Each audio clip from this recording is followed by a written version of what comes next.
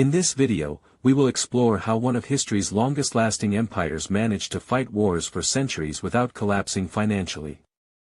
We will break down how the Ottoman Empire designed a system where war paid for itself, how geography, taxation, and military organization worked together, and why this financial machine ultimately failed. This is not just a story about the past.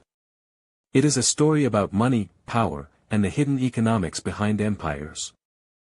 For nearly 6 centuries, one empire fought war after war against kings, sultans, republics, crusaders, rebels, and rising European powers. They conquered nations, lost nations, redrew borders, survived internal crises, and kept their armies marching from the Balkans to the Arabian deserts. And through all of this constant conflict, they achieved something almost no other empire in history managed to do. They did not go bankrupt doing it. Because the Ottoman Empire did not simply wage war. They engineered a way to finance war endlessly. Welcome to Financial Labyrinth, where money, power, and history collide, and where nothing is ever as simple as it first appears. The Ottoman Empire existed from roughly 1299 until 1922. That is longer than the Roman Empire, longer than the British Empire, and longer than almost any state the modern world usually talks about. But longevity alone is not the most interesting part of this story. The real mystery is how an empire that fought almost continuously did not collapse under the sheer financial pressure of warfare.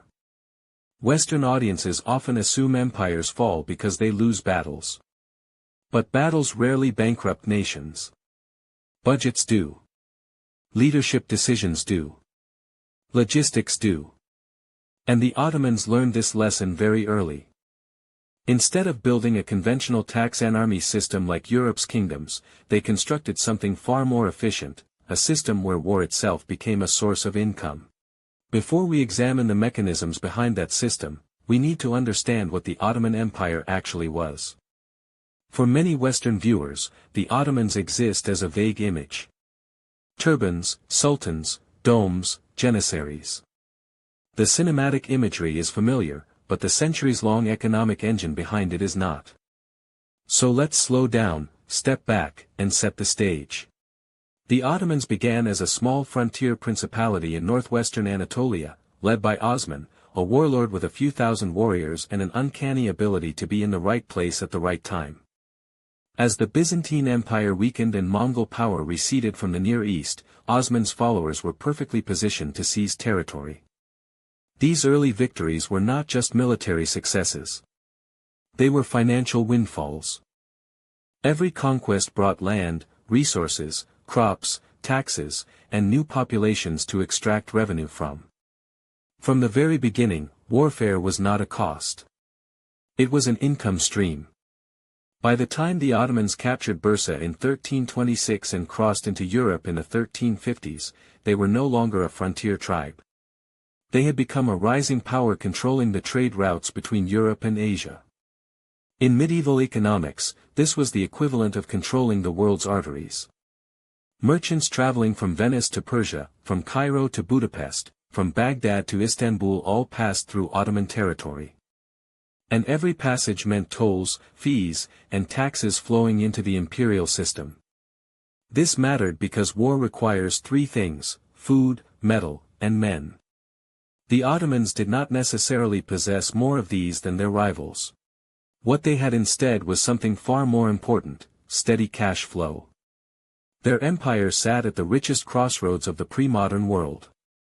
Silk, spices, carpets, horses, timber, sugar, copper, weapons. Everything moved through Ottoman lands, and every movement generated revenue. But a strong revenue base alone does not explain how the empire financed centuries of campaigns stretching from the walls of Vienna to the mountains of Yemen. Nearly every empire in history had revenue, and most still collapsed under military costs. What made the Ottomans different was structural. They designed a financial system that transformed the army itself into a self-financing institution. This is where the story shifts from geography to design, and to one of the most important and misunderstood innovations in Ottoman history, the timar system. Imagine a state trying to avoid the single biggest expense of all, payroll. Modern governments spend vast sums on salaries, equipment, pensions, and maintenance for professional armies. Militaries drain budgets. The Ottomans solved this problem by refusing to pay most of their soldiers in cash. Instead, they paid them in rights. A timar was essentially a tax district. A soldier, usually a cavalryman known as a sipahi, was granted the right to collect taxes from a specific village or region. In return, he was obligated to equip himself, maintain his horse, and present himself for campaigns fully armed.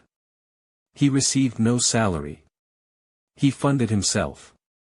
It was one of the most ingenious pieces of financial engineering in world history.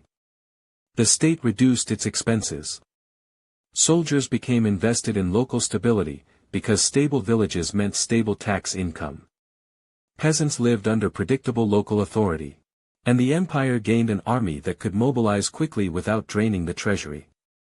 Ottoman warfare became cheap. Europe, by contrast, relied on expensive knights and mercenaries who demanded cash payments. When a king ran out of money, his army ran out of loyalty. The Ottomans never faced that problem. Their soldiers' income flowed even during peacetime. War did not strain the system. It activated it. But the timar system was only one part of the machine. The second pillar of Ottoman war financing was even more famous and far more controversial. The Janissaries. To understand them, we need to shift from cavalry funded by taxes to infantry funded by something entirely different. The Janissaries were the empire's elite professional infantry, feared by enemies, resented by Christian populations, and trusted by sultans more than their own families. In medieval terms, they were the closest thing to modern marines. What made them financially unique was how the empire acquired them. The Janissaries came from the devshirme, often called the child levy. Boys from Christian villages in the Balkans were taken, converted to Islam, and educated in state military schools. They were trained, indoctrinated, and molded into soldiers who owed absolute loyalty to the state.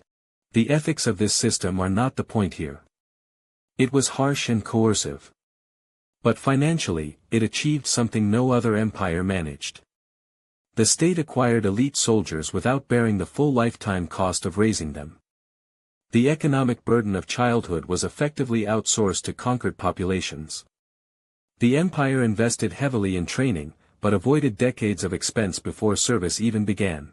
Once in service, Janissaries were paid and housed, but for centuries they were forbidden to marry or own businesses, preventing conflicts of interest and preserving state control. If the timar system turned cavalry into a self-financing force, the Janissaries created a highly efficient, relatively low-cost professional infantry. Together, these systems saved the empire enormous sums over generations.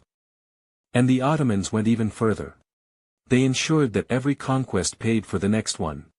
New territory meant new taxpayers, new timars, new trade routes, ports, and tolls. European kingdoms often emerged from wars poorer. The Ottomans frequently emerged richer. This was not luck or strategy alone. It was cash flow. Geography made it possible. The empire controlled the Bosphorus, the Dardanelles, the eastern Mediterranean, the Red Sea, and major caravan routes to Persia and Central Asia. Anyone moving goods between continents paid the Ottomans. Venetian merchants, Arab traders, Balkan caravans, North African fleets. All passed through the empire's toll gates. By the 1500s, this system had made the Ottomans one of the wealthiest states on earth. War was expensive, but trade was more profitable. They reinforced this with state monopolies. Essential goods like salt, coffee, tobacco, and soap were often controlled directly by the state, guaranteeing predictable revenue. These monopolies were the ancestors of today's strategic national industries. Every empire needs a revenue anchor. For the Ottomans, these monopolies were a perpetual income machine. They also relied on tribute and vassal states. Regions from Crimea to Wallachia paid annual sums in exchange for protection or autonomy. It was cheaper to collect tribute than to govern directly. The true brilliance of the Ottoman system was how long it delayed borrowing. For centuries, the empire lived within its means. There was no massive national debt, no foreign lenders controlling policy, no bond market draining the treasury. But this did not last forever. By the late 17th and 18th centuries, the world changed. European powers industrialized. Trade shifted to ocean routes, bypassing Ottoman land corridors. The timar system decayed. Janissaries gained political power and resisted reform. Eventually, the empire needed cash salaries and turned to foreign loans. Debt spiraled. Payments fell behind. In 1881, the Ottoman Empire surrendered financial control to an international commission dominated by Britain and France. After centuries of independence, the balance sheet finally broke. The pattern is familiar. Empires rise on financial discipline, ignore warning signs, and fall when the economics stop working. And that brings us to today. Modern states still use the same mechanisms. Outsourced military logistics mirror the timar system.